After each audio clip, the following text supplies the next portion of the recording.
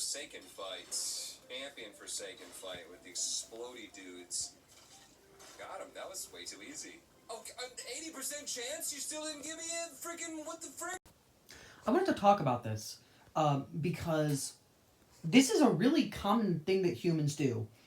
And I never really understood it personally. If it's not 100%, don't take it at face value. It could be 99.9%, but you could still hit that 0.01%. 1 in 1,000 isn't that rare.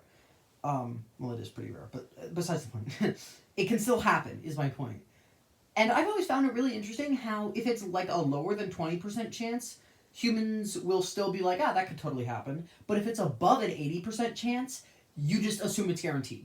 Fun fact, in XCOM 2, uh, people say that like on higher difficulties, the stats aren't what they show. They're actually lower. Like your hit rate at 50% isn't actually 50%, it's like 30%. But that's not true. In fact, it's the opposite. On easier difficulties, when it says your hit rate is 80%, it's actually 100%. Because people were raging that they weren't hitting these shots that they thought were guaranteed, even though they weren't guaranteed.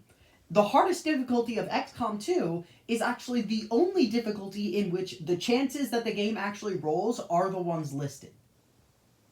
That's how powerfully these cognitive biases are, and that's why you should be aware of them whenever you're doing anything involving random chance.